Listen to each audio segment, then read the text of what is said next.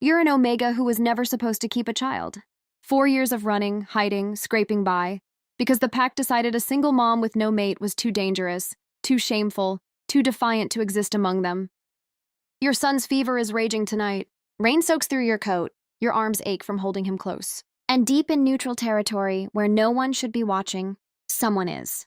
He steps from the shadows like he was carved from the storm itself. Tall, scarred, alpha power rolling off him in waves that press against your ribs and make your wolf sit up, alert, aching. When his gray eyes lock on yours, the world narrows to one unbearable truth. The mate bond ignites. It's instant. It's forbidden. And it's impossible. Because you're the rogue Omega they shunned, the one who refused to give up her pup. Because he's Thorn Blackwood, the cursed alpha whose claim could turn his own strength into ruin, burning everything he loves to ash. Because the council is already closing in, ready to rip your son away and force you back under rules that never protected you.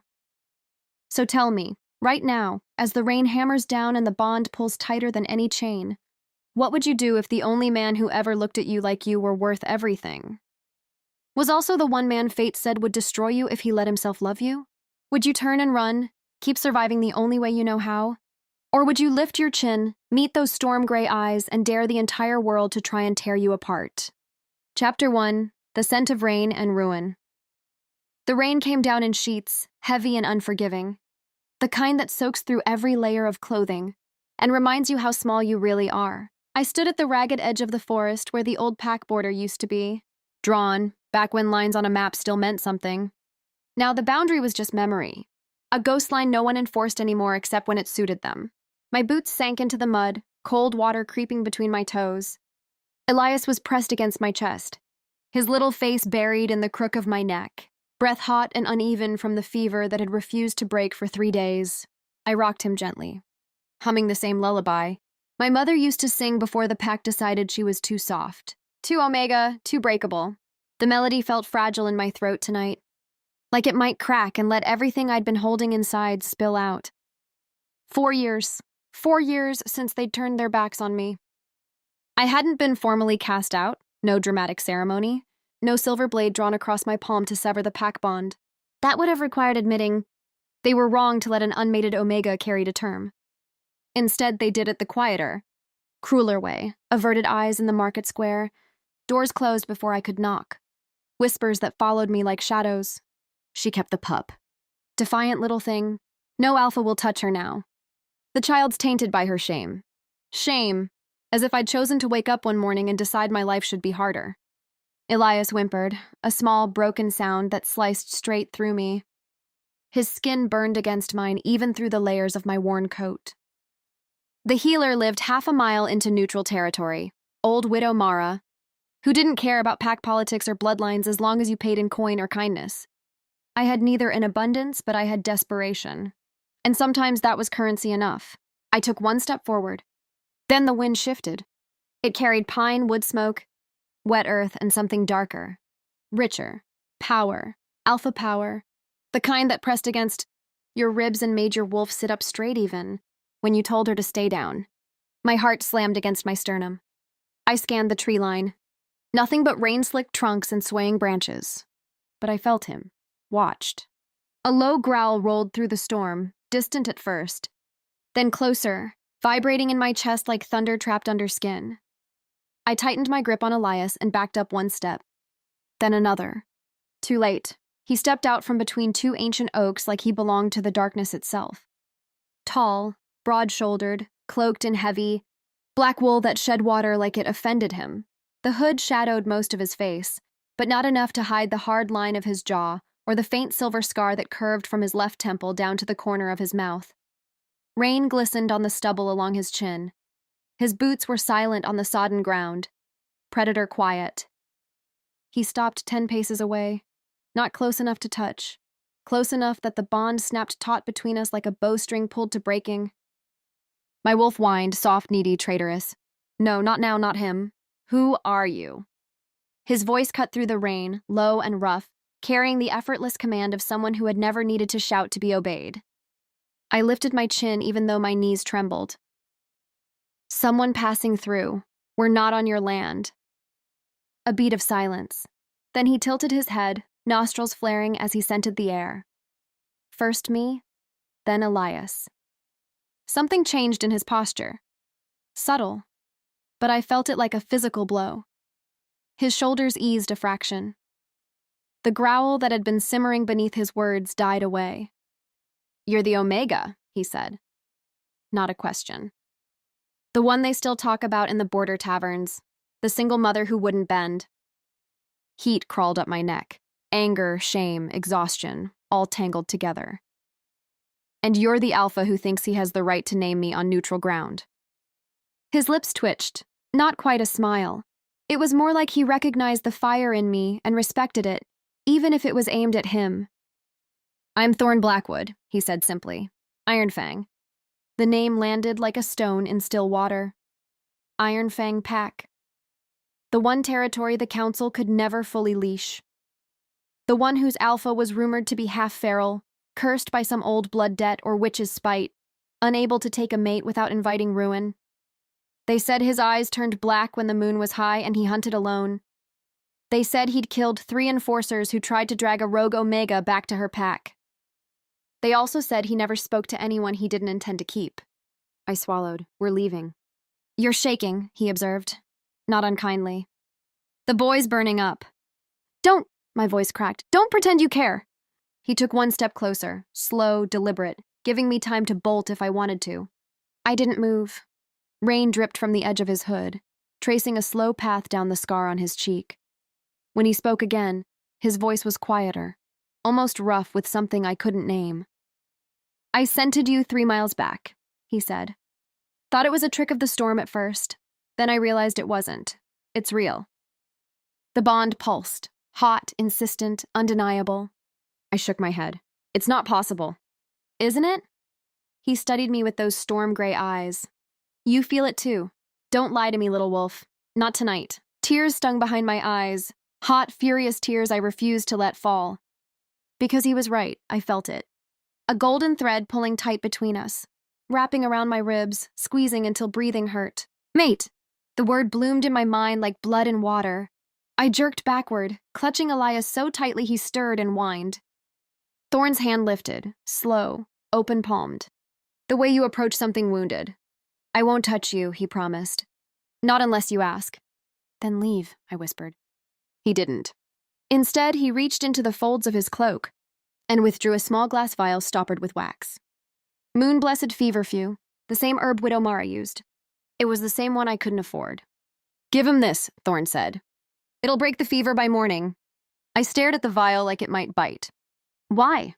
My voice was barely audible over the rain. He looked at Elias, really looked. Not like an alpha sizing up a pup, but like a man remembering something long buried. "Because no child should suffer for choices that weren't his," he said quietly. "And because I know what it feels like to watch someone you love burn and be helpless to stop it." The words landed soft, but they cut deep. I reached out, hesitant, trembling, and took the vial. Our fingers brushed. Lightning sparked up my arm. Heat, recognition, home. Soft gasp. I yanked my hand back as if burned. Thorn's eyes darkened, pupils blown wide. His chest rose and fell harder. "You feel it," he repeated. Not triumph, not demand. It's just raw, aching truth. I turned and ran. Mud sucked at my boots. Rain lashed my face. Elias clung to me, small fists knotted in my coat. Behind me, Thorn didn't follow. But I felt him watching, steady, patient, inevitable. And somewhere deep inside, my wolf lifted her head and howled for the alpha she already recognized as hers. Even if I refused to listen. Chapter 2. Shadows of the Past. The cabin door closed behind me with a soft, final click that felt louder than any slam. Rain still drummed on the tin roof, steady as a heartbeat that refused to slow. Elias lay on the narrow cot in the corner, his small chest rising and falling in shallow, fevered rhythm. The vial Thorn had given me sat on the scarred wooden table like an accusation, or a gift. I hadn't decided which yet.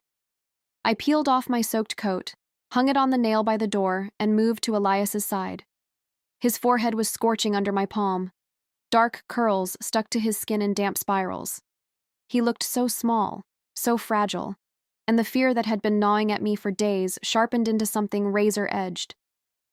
Please, I whispered, not sure who I was begging. The moon goddess, fate, or the stranger who had just handed me hope wrapped in mystery. I uncorked the vial. The scent hit me first. Cool moonlight and bitter herbs, clean and ancient. I tipped 3 drops onto Elias's tongue, the way Widow Mara had taught me years ago. He grimaced, tiny face scrunching, but swallowed. I held my breath. Minutes passed. Then, slowly, his breathing evened. The flush in his cheeks began to fade. Color returned to his lips. A soft sigh escaped him, peaceful for the first time in days. Tears burned behind my eyes. Relief crashed over me so hard my legs gave out. I sank to the floor beside the cot, forehead resting against the rough wool blanket, and let myself cry. Quiet, shaking sobs I hadn't allowed since the night I'd given birth alone in a borrowed barn while the pack feasted miles away. I didn't hear the knock at first. The rain masked it. But when it came again, 3 measured taps, I froze. My hand found the iron poker leaning against the hearth. I rose slowly, wiping my face with the back of my sleeve. "Who is it?" My voice came out steadier than I felt. "It's me." Thorn, low, calm. "I'm not here to force anything, just checking." I hesitated. Every instinct screamed to send him away.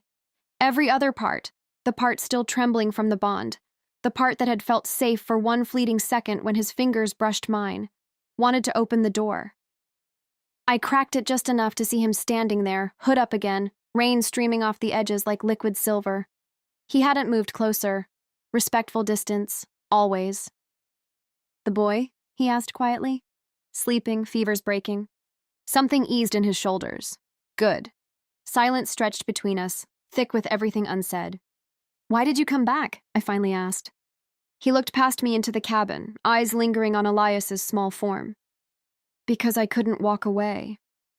"That's not an answer." His gaze returned to mine, storm gray, shadowed. "It's the only honest one I have." I studied him, the way rain clung to his lashes, the faint tremor in the hand at his side, the scar that looked older than it, should on a man who couldn't be more than 35. He carried pain the way some wolves carried old wounds.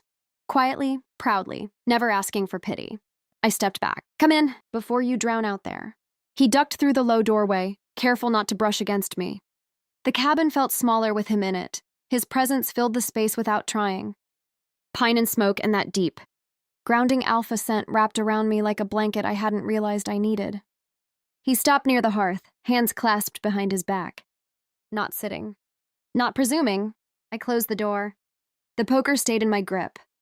"You know my name," I said. "I don't know yours beyond Thorn Blackwood." "Just Thorn is fine." "No titles? No alpha?" A ghost of a smile touched his mouth. "Not tonight." I set the poker down slowly. A small surrender. He glanced at Elias again.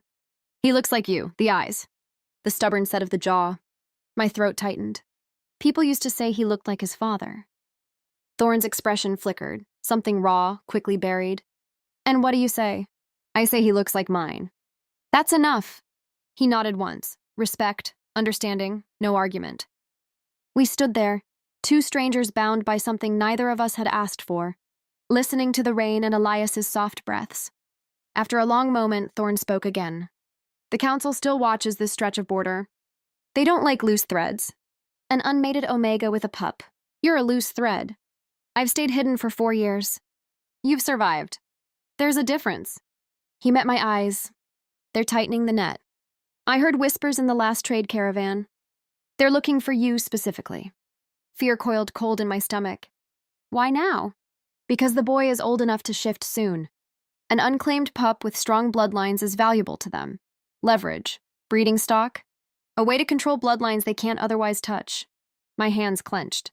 "They'll have to kill me first." Thorn's jaw tightened. "I know." The words hung heavy. I turned away, busying myself with stoking the fire. Anything to keep my hands moving, my mind from spiraling. Behind me, Thorn's voice softened. "I didn't come here to scare you." "Then why did you come?" He was quiet so long I thought he wouldn't answer. When he did, it was barely above a whisper. "Because the first time I scented you, something inside me woke up. Something that's been asleep, maybe dead, for a long time. And when I saw the boy, I remembered what it felt like to lose family. I couldn't walk away from that again. I turned slowly. You've lost someone. He looked into the flames. My mother, Omega, killed in a council raid when I was 16. My father never forgave Omegas after that, said they were weak links. I swore I'd never claim one, never put anyone in that position. The confession landed like a stone in my chest, painful, heavy, honest. And yet here you are, I said softly. Here I am. Our eyes met across the firelight. The bond thrummed, quiet, steady, aching. I broke the gaze first. You should go. He didn't argue, just inclined his head. I'll be back tomorrow, with food, blankets, whatever you need. You don't owe us anything. I know. He paused at the door, hand on the latch. But I want to. Then he was gone, slipping into the rain like shadow, leaving only the echo of his scent and the warmth he'd brought into the cold little room. I sank into the chair by the cot, watching Elias sleep. Peaceful now. Safe. For tonight. My fingers brushed the spot on my wrist where his touch had sparked earlier, still tingling. My wolf stirred, lifting her head, eyes bright in the dark of my mind. Mate, she whispered again. I closed my eyes. Maybe she was right. Maybe I was too tired to fight it anymore. Outside, the rain kept falling, washing away old tracks, old pain, old rules.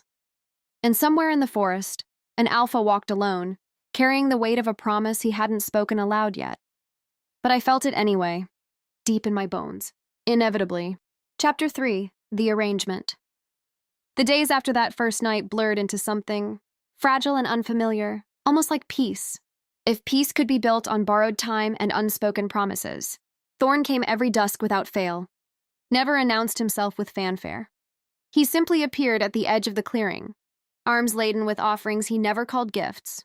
A burlap sack of root vegetables is still dusted with garden soil. A thick wool blanket that smelled faintly of cedar smoke and him. A small wooden carving of a wolf pup, roughly hewn but surprisingly gentle in its lines, which Elias immediately claimed as his own. He never lingered long enough to make it feel like intrusion. He'd set the things down just inside the door, check Elias with a quick glance and a murmured, "Question, how's the fever today?" And then wait for my nod before retreating to the porch step, to sit in silence while the sky bruised purple.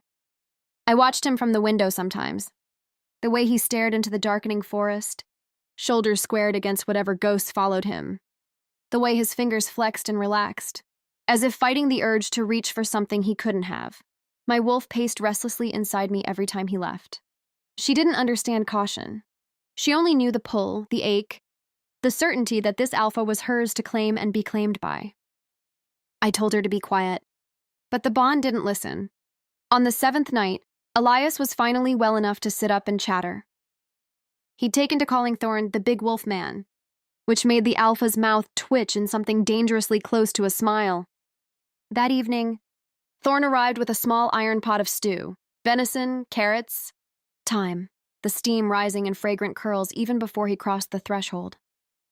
Elias's eyes lit up like twin moons.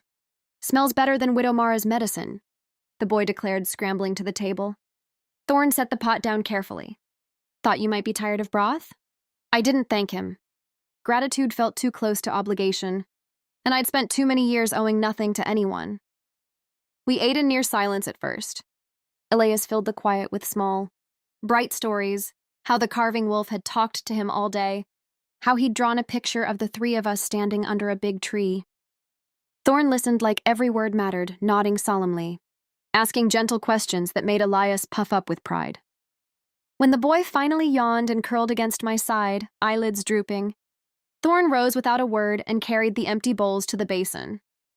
The domesticity of it, the tall, alpha washing dishes in my tiny cabin felt surreal. Wrong, right, dangerous. I tucked Elias into the cot, kissed his forehead, and pulled the new blanket over him. When I turned, Thorn was drying his hands on a rag, watching me with an expression I couldn't read. He's thriving, he said quietly. Because of you. Because of you. His voice was rough. You kept him alive when no one else would. The words landed soft but heavy. I looked away, fingers twisting in the hem of my shirt. He stepped closer, not crowding, never crowding, but close enough that his warmth reached me through the chill air. "The council sent scouts past the neutral line yesterday," he said. "2 enforcers, asking questions, names, descriptions. They're not subtle anymore." My stomach dropped. "They'll find us." "They will. No sugarcoating, just truth. Unless something changes." I met his eyes. "What are you asking?" He exhaled slowly, as if the words cost him. "A temporary claim, my mark on your wrist, nothing more. It would register you and the boy as under Iron Fang protection. My pack law supersedes council edict on border territory. They'd have to go through me to touch you." "Temporary." The word tasted like ash. My heart thudded unevenly. "And what does it cost you?" "Nothing I'm not willing to pay." "That's not an answer." His jaw worked. "It binds me too. The mark isn't one-sided. Every time you're threatened, I'll feel it. Every time you hurt, I'll carry it. If the curse wakes..." He trailed off, gaze dropping to the floorboards. "The curse you still won't explain." He looked up again, raw. "If I claim a mate, truly claim her, my power turns inward, destroys everything close to me. Pack, family, her." His voice cracked on the last word. "My mother died because my father's wolf lost control during a rage. The witch who cursed our line made sure no Blackwood Alpha could love without consequence." Silence swallowed the room. I studied the scar on his jaw, the shadows under his eyes, the careful way he held himself, like a man who'd learned long ago that touching anything fragile meant breaking it. "And yet you're offering this," I whispered, "because watching you and Elias be hunted would break me faster than any curse." Tears stung. I blinked them back. He took one careful step forward. "I won't force it. I won't even ask again if you say no. But if you let me protect you both, even for a little while, I swear on the moon I'll never take more than you give." My pulse roared in my ears. I thought of Elias's fever, the enforcers, the years of running, the nights I'd cried myself hollow, wondering if I could keep him safe alone forever. I thought of Thorn's hands, gentle when they brushed rain from my face, steady when they cradled the vial, patient when they waited for permission. I lifted my left wrist slowly, palm up. The skin there was unmarked, pale and vulnerable. "Do it," I said, voice barely above a whisper. "For him." Thorn's eyes darkened, pupils blown, wolf close to the surface. He caught my wrist gently, thumb brushing the pulse point. "Not just for him," he murmured. "Say it." I swallowed. "For us." He exhaled like a man granted air after drowning. Then he lifted my wrist to his mouth. His breath ghosted warm across my skin. Lips brushed once, soft, reverent, before teeth grazed the tender inside. Pain flared sharp and bright. Then heat, liquid gold pouring through veins, wrapping around bone, sinking deep.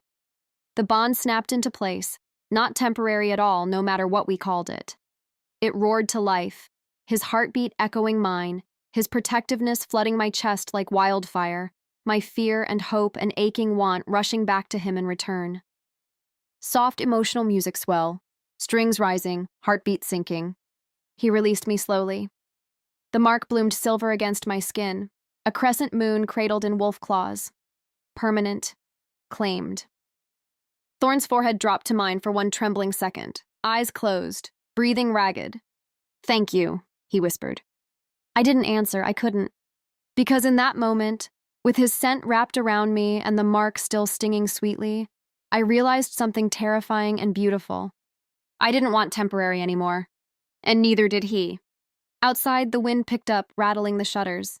Somewhere far off, a wolf howled, long, lonely, answered by another. Inside, for the first time in years, I didn't feel alone. Chapter 4, Whispers in the Dark. The move to Iron Fang territory happened under coverage of a moonless night. Thorn didn't ask if I was ready. He simply arrived at dawn with 3 silent pack members, a sturdy cart pulled by 2 massive gray wolves, and a quiet determination that left no room for argument. Elias clung to my leg at first, wide-eyed at the strangers. But when Thorn knelt and offered him a small, leather pouch filled with polished river stones, for skipping across the lake later, the boy's wariness melted into shy curiosity. We traveled light. My life fit into one trunk, Elias's blankets. A few changes of clothes, the wolf carving, and the iron poker I refused to leave behind.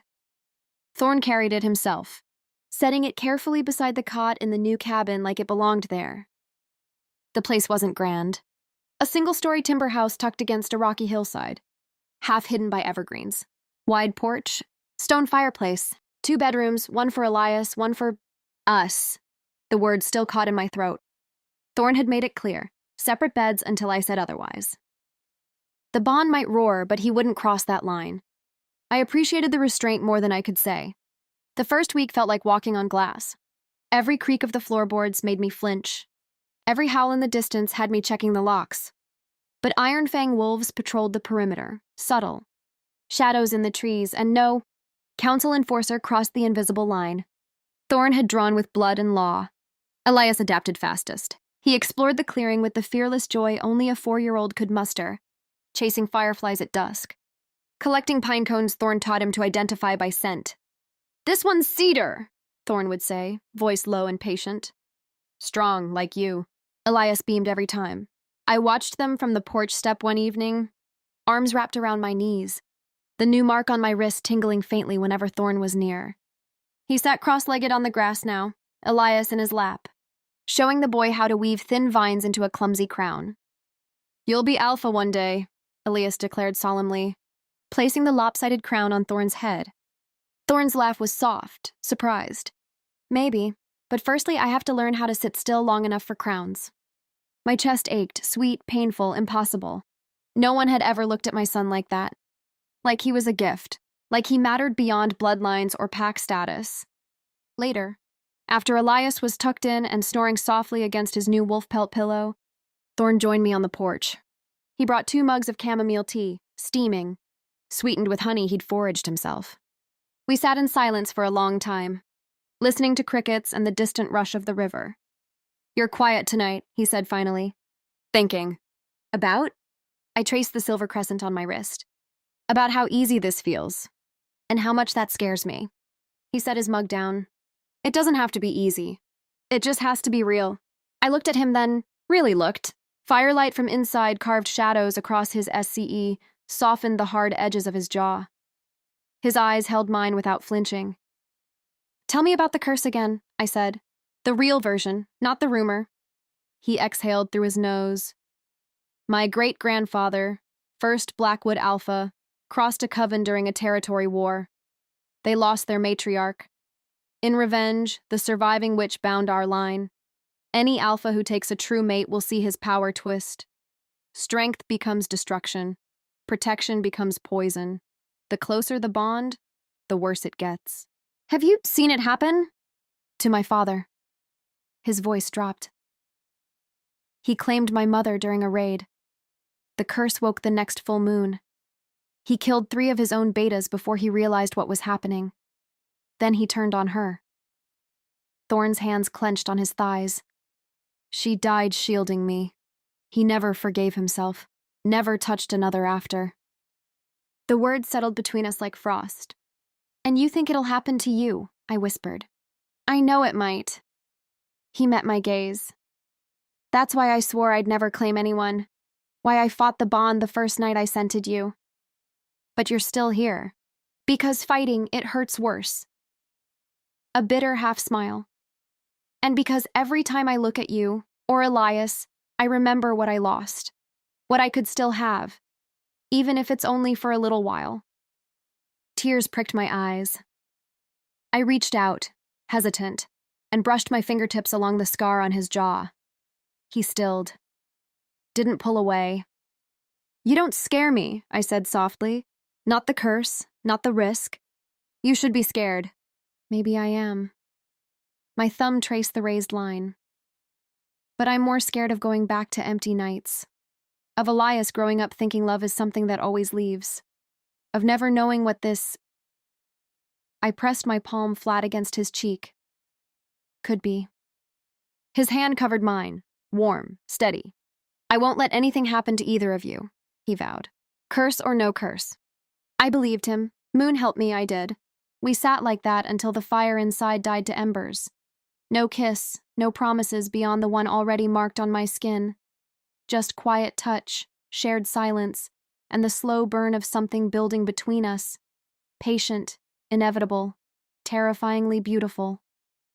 When he finally stood to leave for his own room, I caught his wrist. "Stay," I said. Not an invitation to bed, just stay on the porch, with me. He searched my face, then I nodded once. We leaned against the railing side by side, shoulders brushing, watching stars prick through the branches. The bond hummed, soft, warm, alive. For the first time in years, the dark didn't feel so heavy. And somewhere deep inside, my wolf sighed in contentment, curling up with the certainty that her mate was close. Safe. Hers. Even if tomorrow brought storms. Tonight, the whispers in the dark were gentle ones. Chapter 5, The Pull of the Moon. The full moon rose fat and silver over the ridge, spilling cold light across the lake like spilled mercury. I felt it in my blood long before the first howl split the night. Slow, insistent heat uncoiling low in my belly, making my skin feel too tight, my breaths too shallow. Heat. Not the violent, consuming kind some omegas endured alone in locked rooms. This was gentler, deeper, laced with the new bond that thrummed every time Thorn was near. But it was still coming. Inevitable. I'd spent the day keeping busy, scrubbing floors that didn't need scrubbing, folding Elias's tiny shirts until the creases were perfect, anything to outrun the pull.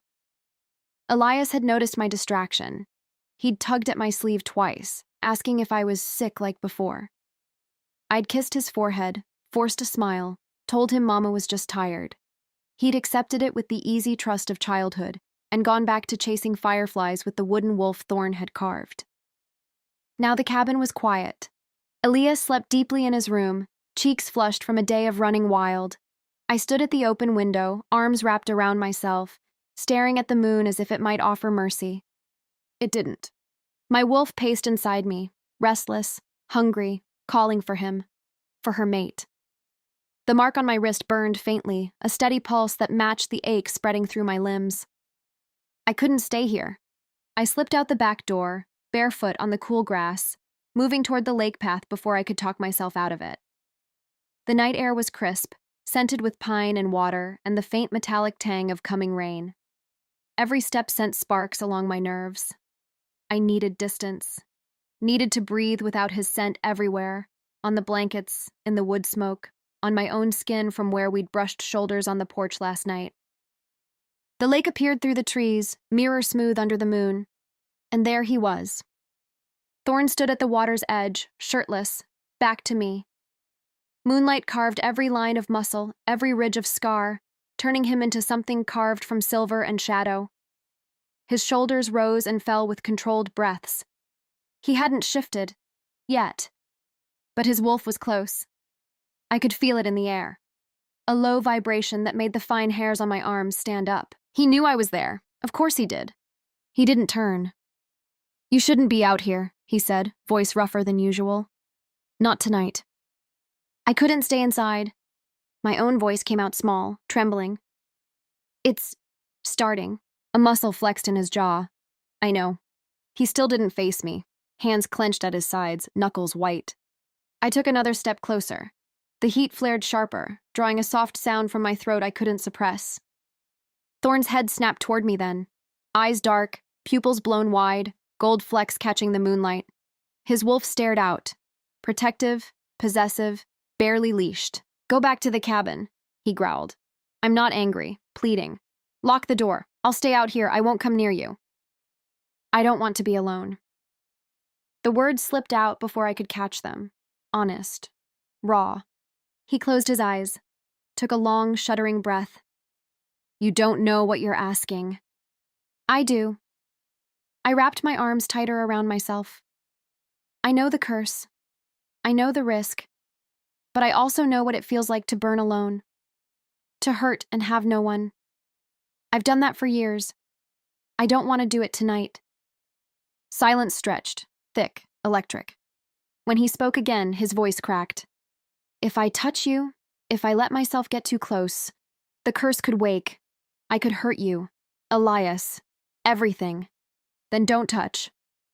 I stepped nearer anyway, close enough to feel the heat radiating off his bare skin. Just hold me. Just stand here with me. Let me breathe you in. That's all I'm asking." He looked at me then, really looked, saw the tremor in my hands, the flush on my cheeks, the way my lips parted on shallow breaths. Something in his expression fractured. Pain, longing, fierce protectiveness all at once. Slowly, agonizingly slowly, he opened his arms. I walked into them like coming home. His chest was warm against my cheek, solid, safe. He wrapped around me carefully, hands settling at the small of my back, not gripping, just resting. His heartbeat thundered under my ear, fast, unsteady, matching mine. I exhaled shakily. The heat didn't fade, but it gentled.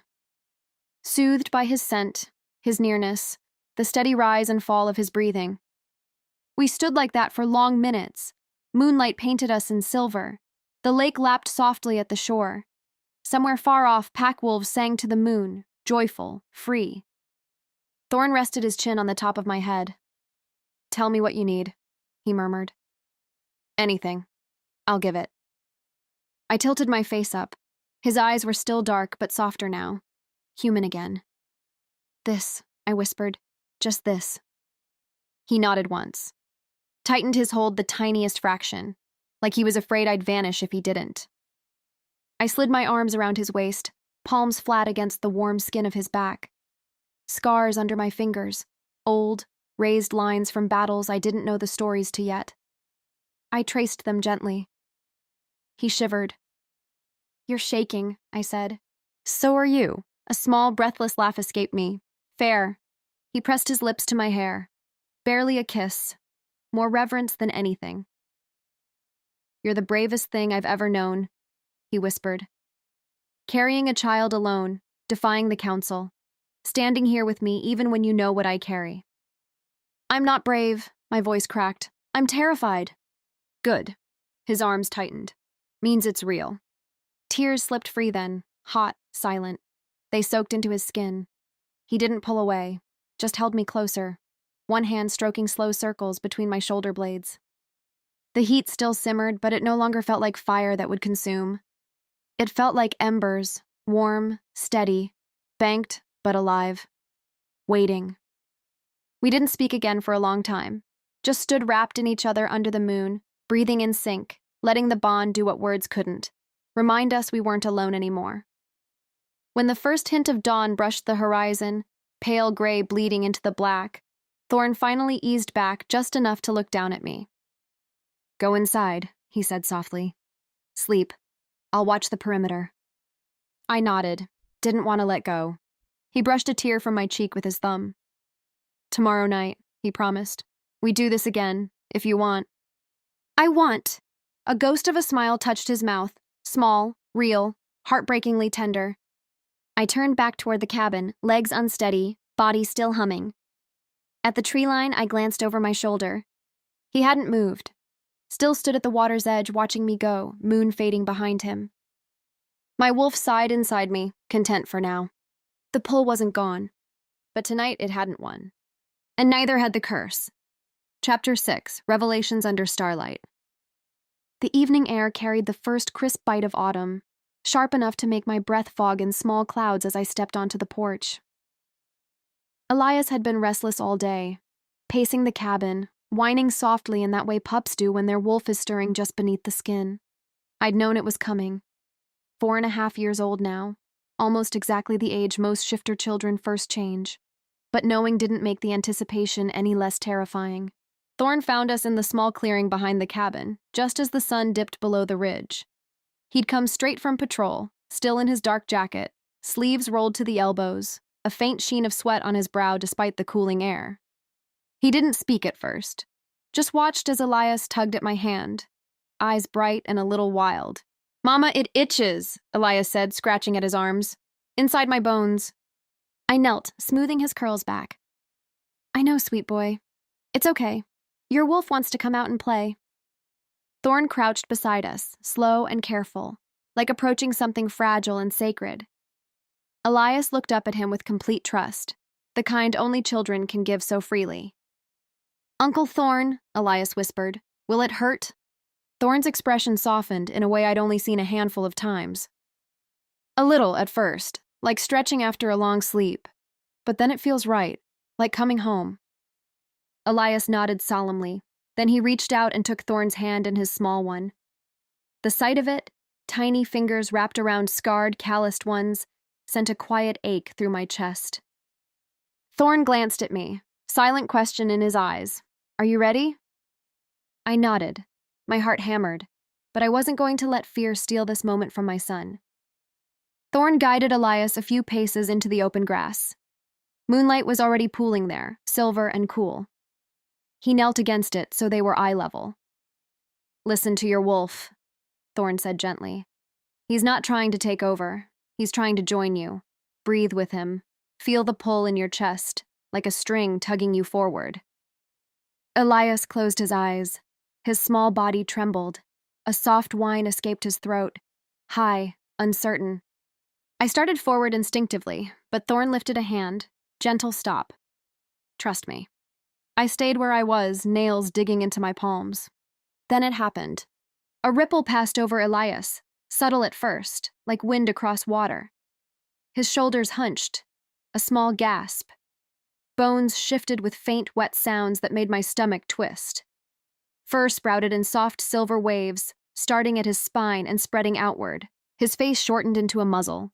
Ears tipped upward, tail curled behind him in a perfect question mark.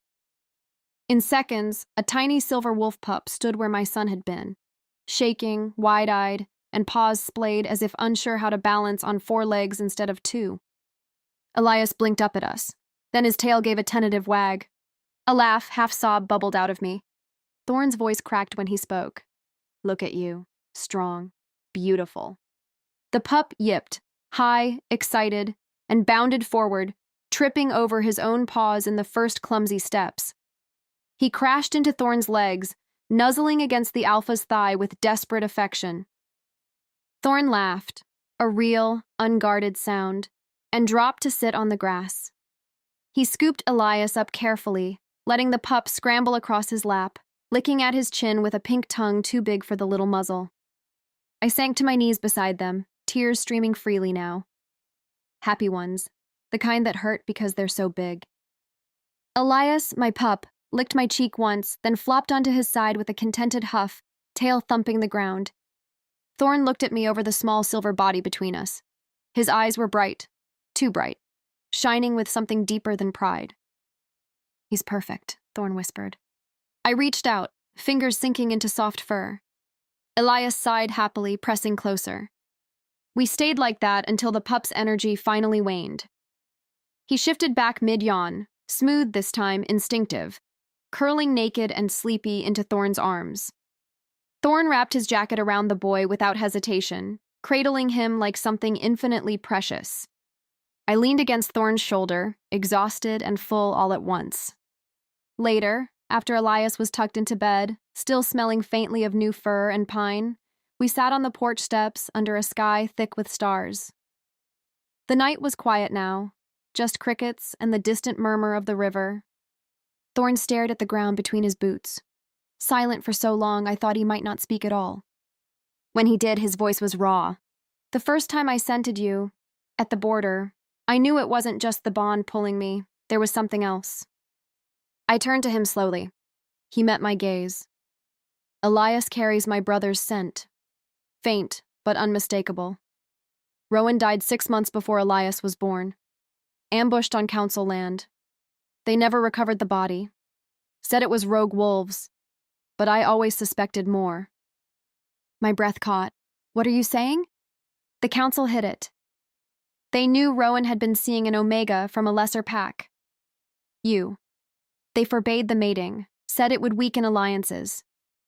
When you got pregnant, they told Rowan the child was gone. Miscarried. He grieved himself into recklessness. That's why he was alone when they took him. Horror bloomed cold in my chest. They killed him? I don't know for certain, but I know they lied. To both of us. Thorn's hands clenched on his knees. When I saw Elias that first night, I thought my mind was playing tricks.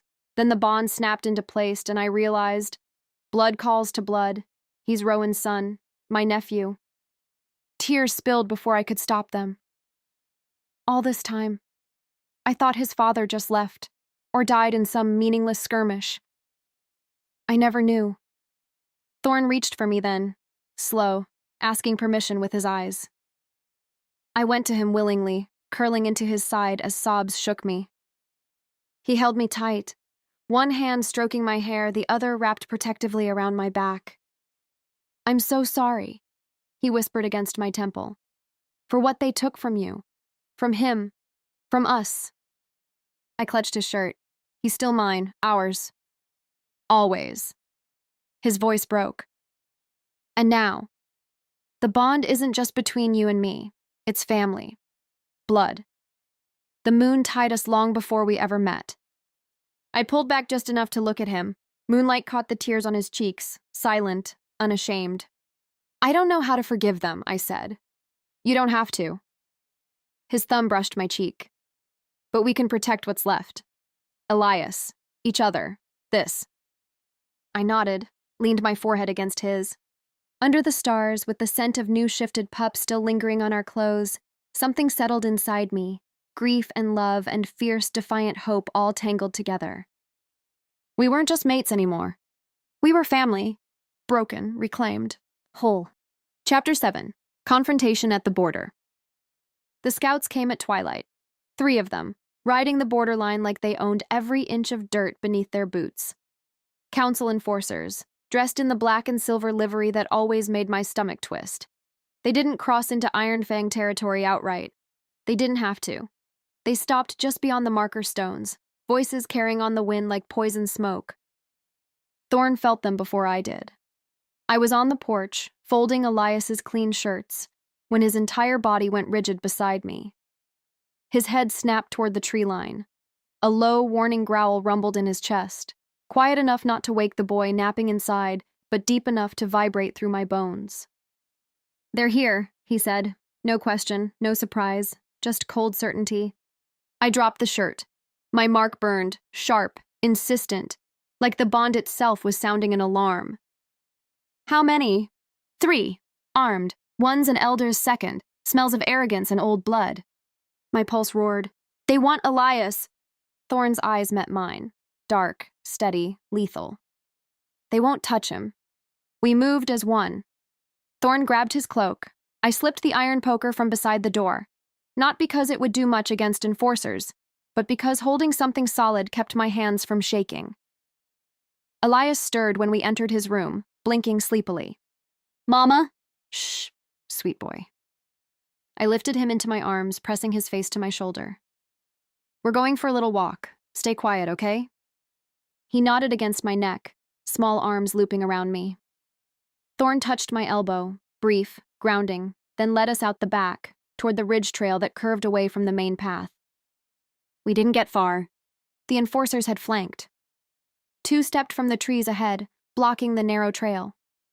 The third, the one in the lead, tall and silver-haired, wearing the elder's crest, waited at the border stone with arms folded. "Alpha Blackwood," the silver-haired one called, voice smooth, oily. "You've been sheltering contraband." Thorn stopped, positioned himself between us and them. Elias whimpered softly. I rocked him instinctively, whispering nonsense comforts into his hair. "State your business," Thorn said, calm, deadly calm. The enforcer smiled, thin, without warmth. "The council has reviewed the records. The Omega and her pup are unclaimed assets. The child carries unregistered blood. We're here to collect what belongs to the Pax." "He belongs to me," I said before Thorn could answer. My voice came out stronger than I felt. "And I belong to him." The enforcer's gaze slid to me, disdainful. "You belong to no one, rogue. You defied pack law when you kept the whelp. The boy's lineage is council matter now. Step aside, Blackwood, or we take this to the Elder Council." Thorn's laugh was low, dangerous. "You're on my border. You don't give orders here." The 2 flanking enforcers shifted, claws extending, eyes flashing gold. Elias started to cry, quiet, frightened sobs. I pressed my lips to his temple. "It's okay. I've got you." Thorn glanced back at us once, eyes softening for a heartbeat, then faced the enforcers again. "Last warning," he said, "leave or bleed." The silver-haired one sneered. "You think your little curse scares us? We know your weakness, Blackwood. One true claim, and you become the monster your father was." Thorn's shoulders tensed. The air thickened, his power rising, dark and electric. The lead enforcer raised a hand. "Signal." They lunged. Chaos erupted. Thorn met the first attacker midair, claws out, teeth bared. The impact shook the ground. Snarls, grunts, the wet rip of flesh. The second enforcer circled, trying to flank toward me. I backed up, and Elias clutched tight. My wolf surged, fierce, protective. I didn't shift. I couldn't risk dropping him. Instead, I swung the poker, hard, catching the enforcer across the forearm. Bone cracked. He howled, staggering. Thorn roared, sound tearing from his throat like thunder. He threw the first enforcer into a tree. The crack of trunk splitting echoed through the woods. But the curse was waking. I felt it through the bond. His power twisting, surging wild. Black veins crawled up his arms. His eyes bled from gray to pitch. The ground beneath him cracked. Roots snapped like brittle bones. The silver-haired enforcer laughed. "See? He's already breaking." Thorn turned toward me, slow, pained. His voice came out shredded. "Run." "No." Tears streamed down my face. "I won't leave you." He staggered forward, claws elongated, too long, too sharp. The air around him shimmered with wrongness. Power meant to protect, now hungry to destroy. Elias screamed. I didn't think. I shoved past the injured enforcer, Elias still in my arms, and threw myself between Thorn and the destruction he was becoming. My body slammed into his chest. The bond flared, bright, blinding. I wrapped my arms around him, Elias between us, small body trembling. "Thorn, look at me." His eyes, black, feral, locked on mine. I pressed my forehead to his. "You're not your father, you're not the curse, you're ours." A shudder ripped through him. I kissed the corner of his mouth, soft, desperate. "Come back." The black veins pulsed once, fierce, then began to recede. Slowly, painfully. His claws retracted, eyes cleared to storm gray, wet with unshed tears. The power collapsed inward, not destructive but folding, quieting, settling like a storm spent. Thorn dropped to his knees. I went with him, still holding Elias, who clung to both of us now, sobbing quietly. The enforcers stared, stunned. The silver-haired one took one step back. Thorn lifted his head, voice hoarse but steady. "Tell your elders the boy is Iron Fang. The Omega is mine, and if they come again, there will be no border left to hide behind." The enforcers retreated, silent, limping, tails between legs. Silence fell, heavy, healing. Thorn cupped my face with shaking hands.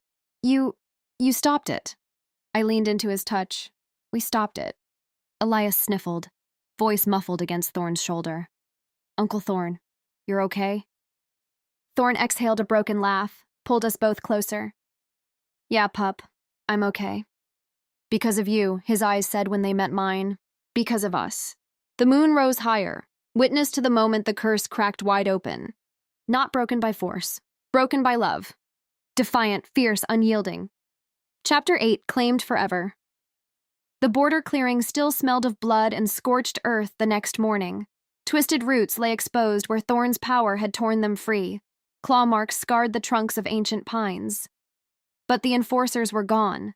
The council had retreated, limping, silent, carrying the message no words could have delivered more clearly. Iron Fang would not yield. I stood on the porch with Elias on my hip, watching Thorn walk the perimeter alone. He moved slowly, and shoulders bowed under the weight of what had almost happened. His shirt was torn, dried blood streaking one sleeve, but the black veins were gone. The curse had folded back into whatever dark place it lived. Quiet. For now. Maybe forever. Elias pointed toward him. "Mama, Uncle Thorn looks sad." "He's tired, sweet boy. Yesterday was hard." "Can we hug him better?" My throat tightened. "Yeah, we can." We walked down the path together. Thorn saw us coming and stopped. His eyes, storm gray again, human again, softened the moment they landed on Elias. He dropped to one knee as we reached him, opening his arms without a word. Elias launched forward. Thorn caught him easily, burying his face in the boy's dark curls for a long moment. When he looked up at me over Elias's shoulder, something raw and unguarded flickered across his features. Gratitude, relief, love so fierce it hurt to witness. I stepped closer. Thorn shifted Elias to one arm and reached for me with the other. I went willingly, folding into his side, my free hand resting over his heart. It beat strong and steady beneath my palm. "You stopped it," he whispered again, like he still couldn't believe it. "You walked into the storm and pulled me out." "We stopped it," I corrected softly. "All three of us." Elias patted Thorn's cheek with a small, serious hand. "No more scary eyes, okay? Just nice eyes." Thorn let out a broken laugh. "Promise, pup." We stayed like that until the sun climbed higher, warming the chill from our bones. No one spoke of running. No one spoke of hiding. The fight was over, not because we'd won a war, but because we'd chosen each other over every rule that tried to tear us apart. Later that afternoon, Thorn led us to the small rise overlooking the lake. The water was calm now, reflecting a sky so blue it almost hurt. He'd brought a blanket, a basket of bread and cheese and apples. Simple things, but they felt like ceremony. We spread the blanket on the grass. Elias ran circles around us, chasing butterflies, his laughter bright against the quiet. Thorn sat beside me, close enough that our thighs brushed. He took my hand, careful, reverent, and turned it palm up. The silver crescent mark gleamed in the sunlight. "I never said the words properly," he murmured. "Not out loud, not when it mattered." I looked at him. "You didn't have to. I want to." His thumb traced the edge of the mark. "I love you. Not because the moon decided it, not because fate or blood or some ancient bond pulled the strings. I love you because you fought when the world told you to fold. Because you raised our boy, Rowan's boy, alone and made him brave and kind. Because you looked at me when I was breaking and chose to stay anyway." Tears blurred my vision, happy ones. The kind that heals all. "I love you too," I whispered, fiercely, defiantly. "Every stubborn, scarred, beautiful piece of you. I love the way you kneel for Elias like he's a king, the way you hold me like I might vanish, the way you carried the curse alone for so long and still chose to protect us when it could have destroyed you." He exhaled shakily, leaned in. Our foreheads touched first, warm, steady, then noses, the lips. The kiss was slow, deep, claiming in the gentlest way possible. No rush, no desperation, just truth pouring between us, years of loneliness, fear, hope, all melting into this single perfect moment. Elias barreled into us then, laughing. "Group hug." We pulled him in, Thorn lifting him onto his lap so the three of us became one tangled laughing knot on the blanket. Elias pressed sticky apple fingers to Thorn's cheek. "You're my daddy now, right?" The question landed soft but seismic. Thorn's eyes glistened. He looked at me, asking, always asking. I nodded. Tears slipped free. "Yeah, pup," Thorn said, voice thick. "If you'll have me." Elias beamed. "Forever?" "Forever." We stayed on that rise until the sun dipped low, painting the lake in gold and rose. Elias fell asleep between us, head on Thorn's thigh, small hand clutching my shirt. Thorn stroked his hair absently while his other hand stayed laced with mine. "I want more nights like this," he said quietly. "No borders, no council, just us, building something real." "We already are," I answered. He squeezed my hand. "Then let's make it official. A mating ceremony. Under the next full moon. Pack witnesses. Elias carrying the rings, or whatever pups carry when they're excited." I laughed through tears. He'll probably carry his wolf carving and insist it's part of the ritual. Even better. We watched the stars emerge one by one. The bond hummed, warm, steady, no longer shadowed by fear. The curse hadn't vanished. It might always linger in the dark corners of Thorn's blood, but it had been faced, named, defied. And in that defiance, it had lost its teeth. When the night grew cool, Thorn wrapped the blanket around all three of us. Elias stirred, mumbled something sleepy about family moon, and settled again. Thorn kissed my temple. "Thank you," he whispered, for choosing me when the rules said you shouldn't.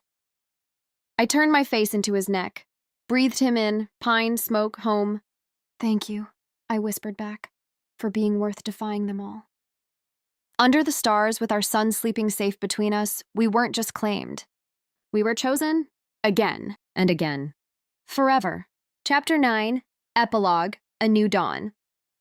5 years had passed since the night the curse cracked open like glass under moonlight. The cabin on the ridge had grown. 2 new rooms added with Elias's eager help hammering nails, a wide porch wrapped in climbing roses that bloomed defiant red against the evergreen backdrop. The lake still shimmered below, unchanged, but everything else had shifted into something warmer, fuller, alive. Elias, now 9, tall for his age, silver streaks already threading through his dark hair, ran ahead through the trees, laughing as he shifted mid-stride into his wolf form.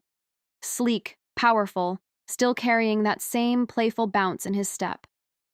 He darted toward the water's edge, paws splashing, then spun back to bark at us impatiently. Thorn's hand tightened around mine. He's faster every day. Faster than you? I teased, bumping his shoulder. Thorn's low chuckle vibrated through me. Careful, little wolf. I still have tricks you haven't seen. Heat curled low in my belly at the promise in his voice. Dark, velvet, familiar after all these years. The bond had only deepened. Every glance, every brush of skin, still sparked like the first time.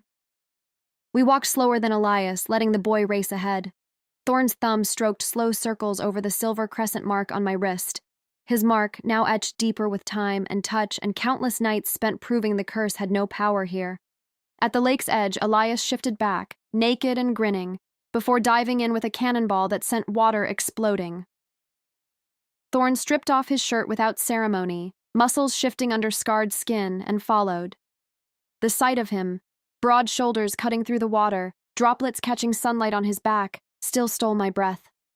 I sat on the warm, flat rock we'd claimed years ago, knees drawn up watching them play.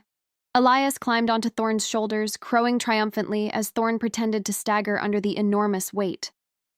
When Elias finally tired and swam to shore to dry off in the sun, Thorn waded out toward me. Water sluiced down his chest, tracing every ridge and scar. His eyes locked on mine, hungry, patient, burning. He stopped at the rock's edge, water lapping at his hips. You're staring, mate. You're worth staring at. A slow, wicked smile curved his mouth. Come here. I didn't hesitate. I stood, peeled off my sundress in one smooth motion, letting it pool at my feet, and stepped into the shallows. Cool water kissed my calves, then my thighs, then higher as Thorn caught me by the waist and pulled me flush against him. His skin was sun-warmed, slick. I wrapped my legs around his hips instinctively. He groaned low in his throat as my heat pressed against the hard length of him beneath the water. 5 years, he murmured against my neck, lips grazing the sensitive spot below my ear. And you still make me lose my mind. Good. I threaded my fingers through his wet hair, tugging just enough to tilt his head back. I like you a little lost. He kissed me then, deep, claiming, slow like he had all the time in the world, and none of it at once. Tongues tangled, breaths mingled, hands roaming. One palm cupped my breast, thumb circling the peak until I arched into him with a soft moan. The other hand slid down my spine, fingers digging into the curve of my ass, holding me exactly where he wanted me. Water lapped around us, cool against fevered skin. The bond flared, hot, electric, sharing every spike of pleasure, every shiver. Thorn! His name came out half plea, half command. He walked us backward until my back met the smooth boulder at the shallow's edge. Cool stone against heated skin made me gasp. He lifted me higher, settling me on the ledge so only our lower bodies stayed submerged. His mouth found my throat, nipping, not only with slow licks, while his hand slipped between us. Fingers stroked through slick folds, teasing, circling, then sliding inside with deliberate pressure. I cried out softly, head falling back against rock. He curled those fingers just right, always just right, and swallowed my moan with another kiss. You're so wet for me, he growled against my lips. Always so ready. Only for you. I rocked against his hand, chasing the rhythm. Always you. He withdrew his fingers, slow, torturous, only to replace them with the thick head of himself. He pressed in one long, steady glide, stretching me, filling me until we both shuddered. For a heartbeat, we simply stayed locked together, foreheads pressed, breaths ragged, hearts slamming in perfect sync. Then he moved, slow at first, deep rolling thrusts that dragged every nerve along his length. My nails scored his shoulders. His mouth found mine again, swallowing every gasp, every whimper. The water rippled with each thrust, cool contrast to the fire building inside. Faster now, harder. The boulder at my back held me steady while he drove into me, relentless, reverent. One hand braced beside my head, the other slipped between us, thumb finding that swollen bundle of nerves and circling in time with his hips. Pleasure coiled tight, unbearable. I broke first, shattering around him with a cry he caught on his tongue. Waves crashed through me, through the bond, pulling him under with me. He buried his face in my neck, teeth grazing my mating mark as he came, hot, pulsing, deep inside. A low, broken groan tore from his throat. Mine. Yours, I gasped, clinging to him as aftershocks trembled through us both. We stayed like that, locked together, breathing hard, until the water cooled our skin and Elias's distant shout carried across the lake. "Mama, Daddy, come see the fish I caught!" Thorn chuckled against my throat, warm, sated. Duty calls. I smiled, kissing the corner of his mouth. Always. He eased out slowly, reluctantly, then lifted me into his arms like I weighed nothing. We waded to shore together, water streaming off us. Elias waved a wriggling silver fish proudly from the bank. Thorn set me down gently and wrapped me in the blanket we'd left on the rock. His arms stayed around my waist as we walked to our son. Elias beamed up at us, wet hair plastered to his forehead, eyes bright. "Look, it's huge!" "Biggest one yet," Thorn said, ruffling his hair. "You're getting dangerous, pup." We sat together on the blanket, Elias between us, chattering about fish and tomorrow's hunt, while the sun dipped lower, painting the lake in fire. Thorn's hand found mine again, squeezed. I leaned my head on his shoulder. No more running, no more rules that hurt. Just this, family love, heat that never cooled, a future we'd fought for and won. Under the fading light, with our son's laughter ringing across the water, we were home. Defiantly. Fiercely. Forever. If this story wrapped around your heart like a warm blanket on a cold night, if you felt the rain on your skin, the pull of the bond in your chest, the fierce ache of a mother protecting her child and finally choosing love that defies every rule, then don't stop here. Hit that subscribe button right now so you never miss another forbidden romance that makes your pulse race and your eyes sting with happy, sad tears. New full-length werewolf audiobooks drop every week. Slow burn tension, protective alphas, defiant omegas, and bonds that break curses and heal old wounds. Want even more? Early access to new stories, exclusive bonus chapters, yes, including steamier extended scenes, alternate endings, behind-the-scenes notes on how these worlds come to life. Head over to my Patreon, link is right in the description below. Your support keeps these moonlit escapes coming, and it means the world to me. Drop a comment and tell me, what broke your heart the most? What made you smile through tears? Would you have defied the counsel for Thorn? I read every single one. Your words keep me writing late into the night. Thank you for letting me tell their story, for staying until the very last heartbeat, for choosing to feel it all with me. Until the next full moon calls us back. Stay wild, stay defiant, stay yours. Soft emotional strings fade out with distant wolf howl and gentle rain. Subscribe. Like if the bond hit you deep, share with that friend who needs this kind of love right now. See you in the next one.